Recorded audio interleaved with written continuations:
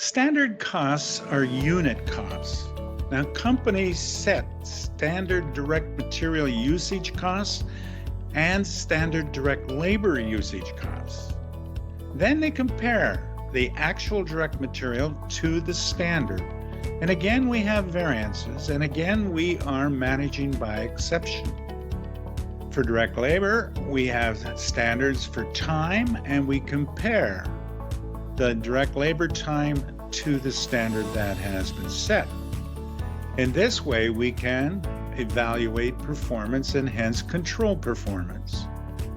Also, the standard cost accounting system. In the job costing model, we can now set the amount of standards for direct labor and the standards for direct material and set up what's called a standard cost accounting system and analyze the variances between what we expected, which is expressed in the standard, and the actual.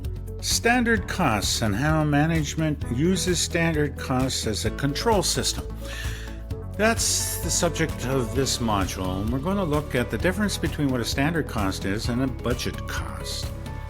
We're going to look at why management uses standard costs and how they set those standard costs. We're going to focus on material and labor, not so much overhead. And to begin with, what is the difference between a standard and a budget? Well, they're similar in the fact that they are both predetermined costs. They're estimates about future costs. However, the difference is that the budget is a total amount, whereas a standard is a unit amount. Why does management use standard costs? Well, it really helps in planning. If I want to plan the future and I determine the standard cost to produce one product is this, I can use that standard cost, not the actual cost, to predict and plan for the future. It promotes economy. It makes employees understand that management expects them to spend this much time in completing a job. It helps us in setting selling price, controlling inventory, and it sets up a way to evaluate performance.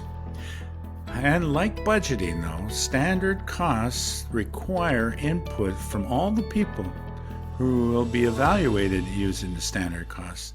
Same within budgeting, where we said that budget should be fully participative. Now, we must distinguish between an ideal standard and a normal standard. An ideal standard represents the optimum levels of performance under perfect operating conditions. That means if I evaluated how long it takes somebody to do a job first thing in the morning and use that as a standard, I'm not allowing for the fact that the person would slow down during the day, the person would need breaks, and so on. So a normal standard is more applicable. That represents the efficient level of performance to be attained under expected operating conditions. However, the standard should be difficult to attain, but attainable. Let's work through a case study. We're going to establish a standard cost of producing one product. Of course, the standard inputs for direct material, direct labor, and manufacturing overhead is what we're talking about. Now, for direct material, the price standard is the amount that we would pay for that direct material. For example, obviously, 2.7, but we're going to add freight and handling charges and use $3 as the price per pound for the material. And when it comes to how many pounds we should use to produce the product, we anticipate it would require 3.5 pounds, but now we're going to allow for waste and spoilage and use as a standard 4. So therefore, the standard amount of material that goes into the production of one unit of product would be $12. $3 per pound times 4 pounds. Same with labor now. We look at what we pay an hourly wage, and then there are some benefits. COLA is a cost of living allowance. There are fringe benefits and payroll taxes. So we come up with a standard rate of $15 per hour. And then we look at how many hours it would take to produce one unit of product.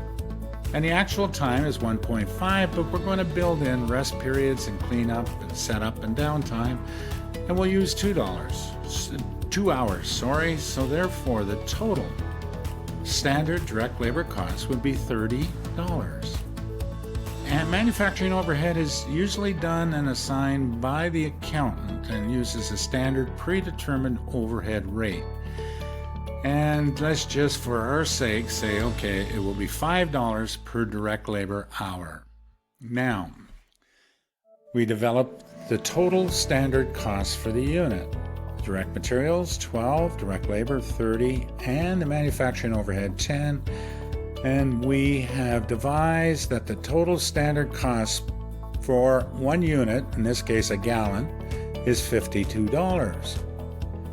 And we can assign the overhead based on a percentage of direct labor costs.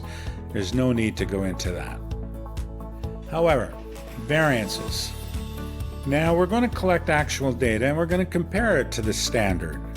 And if the actual costs are less than the standard, then that's a favorable variance. If it's more, it's unfavorable.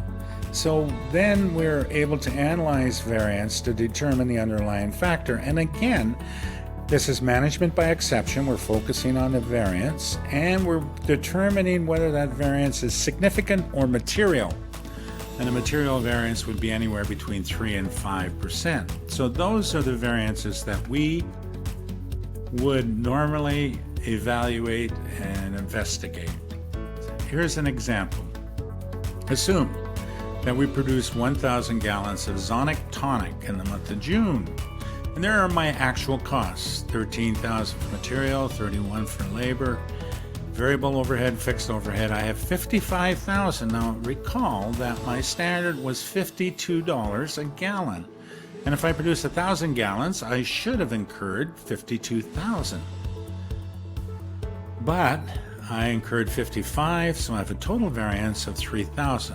Now that variance is material, labor, variable overhead, and fixed overhead. But the total variance is getting to be a little material because that is close to 5% of the $55,000. Let's look at material. We look at each element individually and keep in mind that the variance is a function of two things: the amount I used, the quantity variance, and the amount I paid, the price variance. So for direct material variance on 1,000 gallons, I used 4,200 pounds and I paid $3.10 per unit. So the actual quantity times the actual price, $13,020, the standard, $12,000. So the total direct material variance is $1,020 and it is unfavorable. We spent more than we should have. Now this is a function, as I said, of two things: the amount of pounds I used and the price I paid. So we're going to examine the price first. The material price variance is computed by looking at the actual quantity I used and the actual price versus the actual quantity. So I'm freezing the quantity and I'm comparing the actual price to the standard price at that quantity. And therefore, 4,200 pounds times 320, 4,200 pounds times 1260, I have a material price variance of 420 unfavorable. Now that's not that significant. So let's look at the quantity variance. The quantity variance, the amount I use, so I use the formula, the actual quantity times the standard price times the standard quantity times the standard price. So this time I'm freezing the standard price and looking at the difference in the quantity. So 12,006 is the actual quantity times the standard price. Standard quantity times the standard price is 12,000. I have 600 unfavorable. And now that explains why I have a total unfavorable of 1,020. That's 600 unfavorable on material variances and 420 unfavorable on that. So 600 as a percentage of about 12,000. 10% would be 1,200, 600. That's about 5% variance. So it would be worth looking into why we use more material than we should have.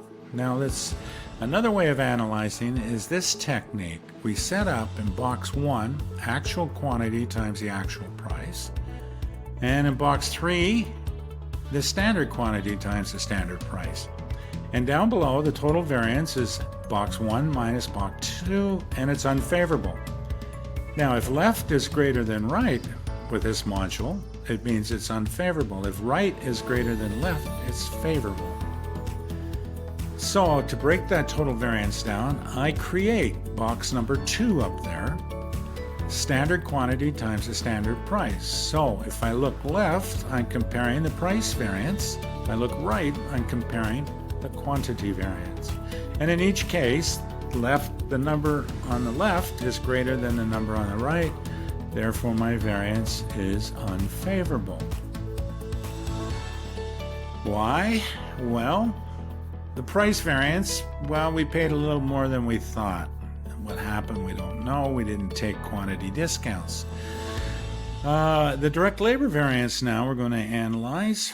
They incurred 2,100 direct labor hours to produce those gallons, and the standard allowed was 2 hours a gallon, so it would be 2,000.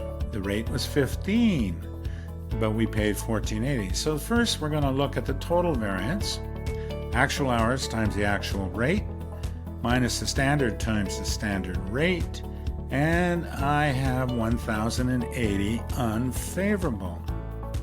So that again is a subject matter of price variance and quantity variance. So the price variance then is 420 favorable because I paid less than I have for the standard.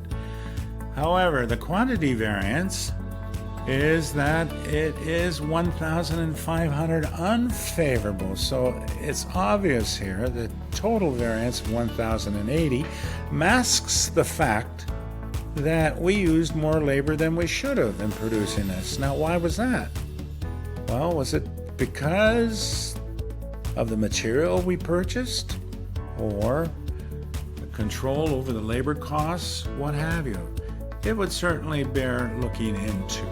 Again, a different way of analyzing is set up this matrix. On 1, the actual hours times the actual rates. 3, the standard hours times the standard rates. The total variance then is the difference between those two, and it's unfavorable. Now look at the price variance. The price variance, right is greater than left, so it's favorable. And the usage variance, or the quantity variance, is unfavorable. So why? Well, 2 factors. We paid different wage rates for different employees. We misallocated the workers. Quantity variance, the efficiency of the workers should be looked into. Now, manufacturing overhead, again, the variance is there, but we cannot use the matrix in analyzing that. Now, we have reported these variances, and keep in mind that the standard cost was used to produce these products. But when we determine what the variance is, then we should assign that responsibility to the manager who is in charge. And we're going to use, as we said before, the concept or principle, management by exception, and we're only going to look at material variances or significant variances.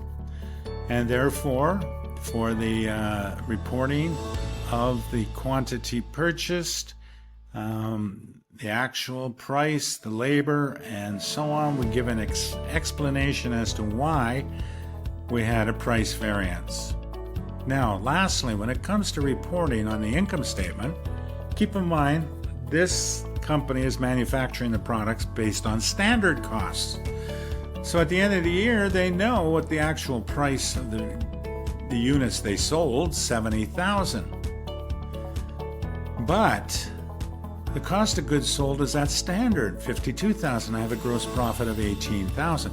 I must now adjust that gross profit by the variances. So the variances around material variances, unfavorable, 600. Quantity variance, labor, so on. I have a 3,000 unfavorable total variance. And therefore I adjust the cost of goods sold to the actual gross profit, 15,000. selling them in an income statement.